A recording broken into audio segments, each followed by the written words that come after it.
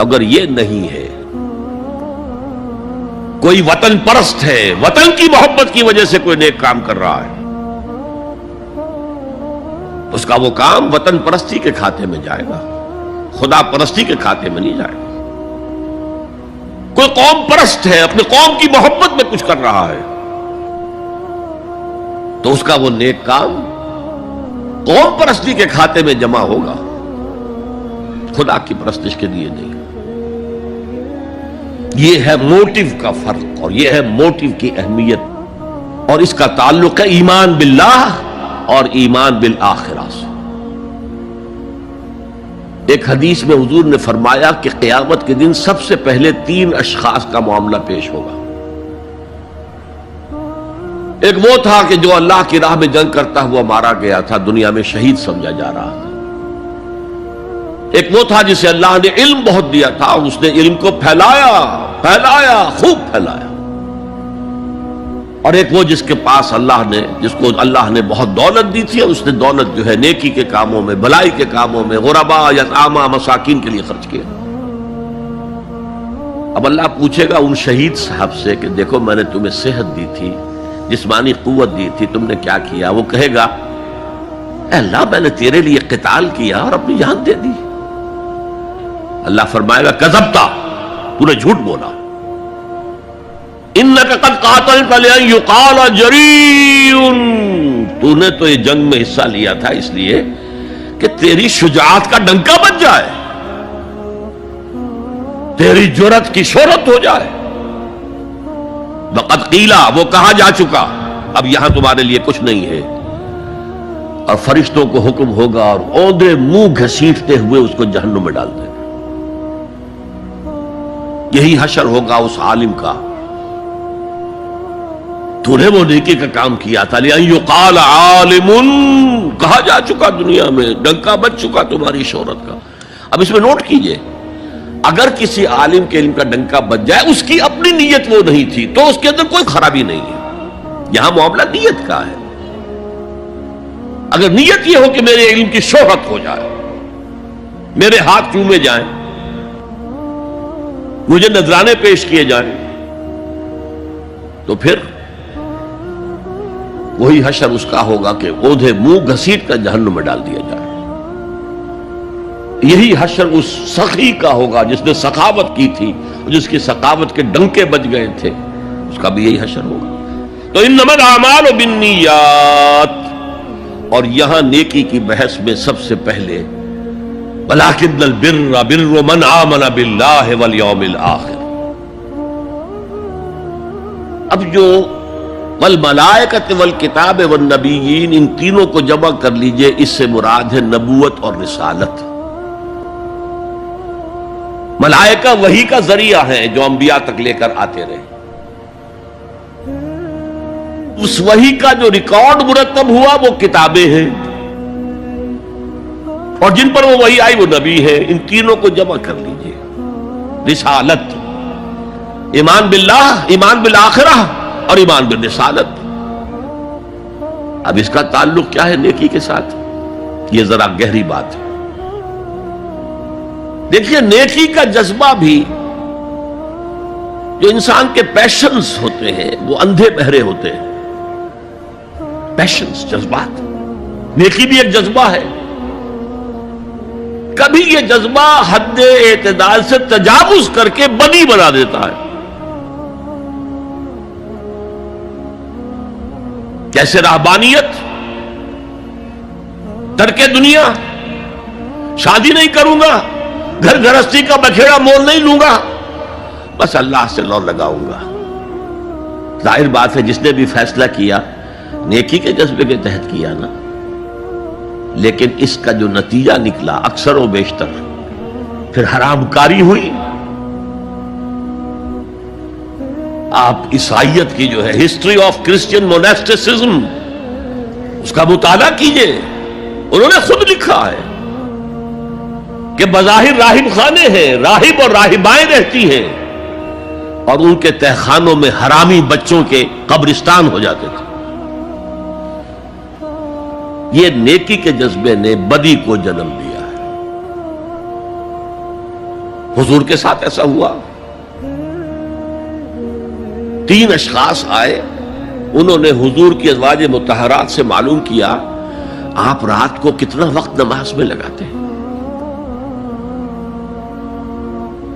آپ مہینے میں کتنے نفلی روزے رکھتے ہیں. اب جو کچھ انہیں بتایا گیا, حضور کی زندگی کھلی کتاب تھی, بتا دیا گیا اتنا عرصہ جو ہے آپ رات کو تہجد پڑھتے ہیں, بتا دیا گیا مہینے میں اتنے روزے رکھتے ہیں. انہوں نے اسے کم سمجھا, فتقالوہا, قلیل سمجھا کہ یہ تو زیادہ نہیں ہے, ہمارا تو خیال تھا کہ آپ ساری رات ہی کھڑے رہتے ہوں.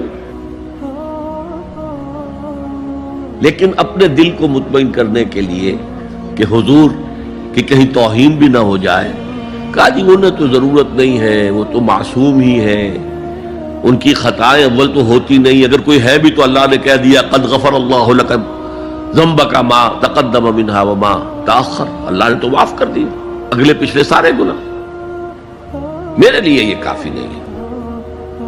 ایک نے کہا میں پوری رات عبادت کروں گا, اپنی قبر بستر سے نہیں لگاؤں. دوسرے نے کہا کہ میں ہمیشہ ہر روز روزہ رکھوں گا, کبھی افطار نہیں کروں گا. تیسرے نے کہا میں کوئی شادی بیاہ نہیں کروں گا, ایک کھکیڑ میں نہیں پڑھوں گا میں. حضور کو خبر ہو گئی, آپ نے طلب فرمایا اور غصے کے انداز میں وہ الفاظ کہے کہ جو حضور سے بالکل متوقع نہیں ہے. واللہ انی لاتقاکم واخشاکم, خدا کی قسم میں تم سب سے زیادہ متقی ہوں اور سب سے زیادہ اللہ سے ڈرنے والا ہوں. لیکن میرا طریق یہ ہے کہ میں رات کو سوتا بھی ہوں اور نماز بھی پڑھتا ہوں, میں روزہ رکھتا بھی ہوں, ناغہ بھی کرتا ہوں, میں نے شادیاں کی ہیں, متعدد ازواج میرے گھروں میں ہیں. فمن رغب عن سنتی فلیس منی, جو بھی میری سنت سے ہٹا وہ مجھ میں سے نہیں ہے, میرا امت ہی نہیں ہے. تو نیکی کا جذبہ بھی حد اعتدال سے تجاوز کر کے بدی کو جنم دے سکتا ہے. ایک صحابی, نوجوان صحابہ میں سے عبداللہ ابن عمرو ابن العاص, عجیب یہ بات ہے کہ باپ جو ہے بہت بڑا سیاستدان, بہت بڑا جری سپہ سالار, بہت بڑا حکمران, حضرت عمرو بن العاص, بیٹا نہایت زاہد و عابد, مرتاس, زاہد مرتاس, ساری رات کھڑے ہیں, بستر سے کمر ہی نہیں لگائی, ہر روز روزے سے ہیں. یہ خبر دی گئی حضور کو تو آپ نے طلب فرمایا یا عبداللہ اولم اخبر انک تقوم اللیل وتصوم النہار, اے عبداللہ مجھے یہ خبر نہیں دی گئی ہے, یعنی یہ بات جو ہے صحیح ہے کہ نہیں کہ تم ساری رات عبادت کرتے ہو, ہر روز روزہ رکھتے ہو. کیا کہہ سکتے تھے, بلا یا رسول اللہ, حضور ایسا تو ہے. فرمایا لا تفعل, ہرگز ایسا مت کرو. فإن لزوجك عليك حقا وإن لزورك عليك حقا بل إن لنفسك عليك حقا, تمہارے نفس کے بھی تم پر حقوق ہیں, تمہاری بیوی کے بھی تم پر حقوق ہیں. ان کی زوجہ سے کسی نے پوچھا تھا تم ہمیشہ میلی کچیلی رہتی ہو, کبھی ہم نے تمہیں کسی اچھے لباس میں کس کوئی جسے سنگھار کہہ دیتے کہ یہ میں نے دیکھا, تو ان کا کہ مجھے کیا غرض ہے, تمہارے بھائی کو تو مجھ سے کوئی غرض ہے ہی نہیں, میں کس کے لیے بناؤ سنگھار کروں. یہ بھی الفاظ آتے ہیں. فرمایا ہرگز مت کرو. میں تو کرتا ہوں, میں روزے بھی رکھتا ہوں لیکن نہیں بھی رکھتا, میں نماز پڑھتا ہوں لیکن سوتا بھی. میری بیویاں ہیں متعدد, تو میری سنت اگر تم نے چھوڑ دی تو تمہارا مجھ سے کوئی تعلق نہیں ہوگا. اس کا مطلب کیا ہوا, تو سم اپ, نیکی کا ایک ماڈل بھی سامنے رہنا چاہیے جس میں توازن ہو, اعتدال. انبیاء وہ توازن پیش کرتے ہیں اپنے کردار اور شخصیت کے ذریعے سے. وہ جو فرمایا گیا لقد کان لکم فی رسول اللہ اسوۃ حسنہ, تمہارے لیے اللہ کے رسول کی شخصیت میں ایک اچھا نمونہ ہے. یہ نمونہ معتدل ہے، متوازن ہے۔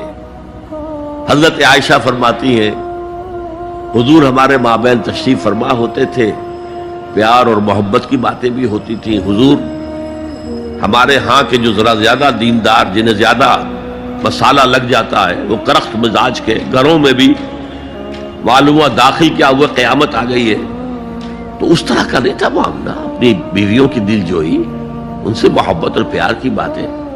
لیکن حضرت عائشہ فرماتی ہے کہ ہمارے درمیان بیٹھے ہوتے تھے اور پیار و محبت کی گفتگو ہو رہی ہوتی تھی، اذان کی آواز آتے ہی ایسے ہی اٹھ کر چل دیتے تھے جیسے ہمیں جانتے بھی نہیں کہ ہم کون ہیں۔ یہ توازن پیدا کرو، ترک دنیا نہیں، دنیا میں رہو اور پھر وہ کردار پیش کرو جو محمد نے پیش کیا صلی اللہ علیہ وسلم اور آپ کے صحابہ نے پیش کیا۔ دنیا میں رہتے ہوئے ترک دنیا اس معنی میں دنیا مقصود نہ بن جائے، مطلوب نہ بن جائے۔ لا مقصود الا اللہ، لا مطلوب الا اللہ، لا محبوب الا اللہ۔ تو یہ ہے اس نیکی کی بحث میں ایمان بالرسالت کا معاملہ۔ اب آگے چلتے ہیں۔ وَآتَى الْمَالَ عَلَى حُبِّهِ، اور دیتا ہے وہ اپنا مال، یا دیا اس نے اپنا مال اس مال کی محبت کے باوجود، علی الرغم۔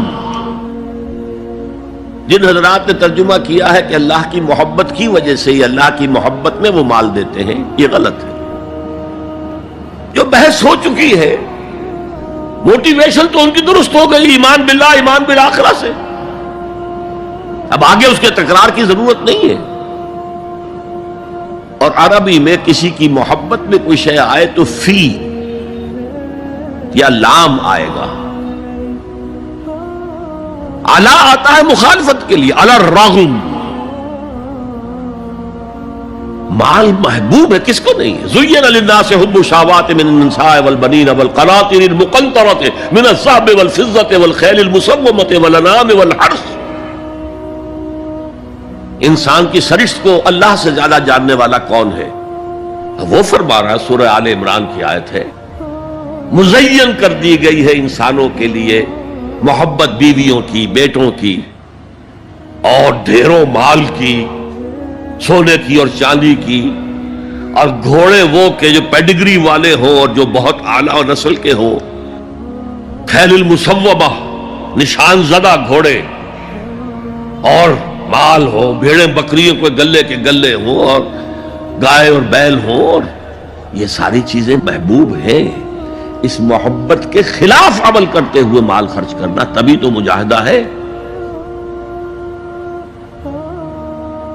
تو جیسے اردو میں ہم علی الرغم کہتے ہیں، علی الرغم، باوجود اس کی محبت کے وہ خرچ کرتے ہیں۔ اب یہاں جو اصل نوٹ کرنے کا نقطہ ہے وہ کیا ہے؟ دیکھیے، اسلام کا جو نظام ہے دنیاوی، اس میں ایمان کے بعد پہلی شے نماز ہے۔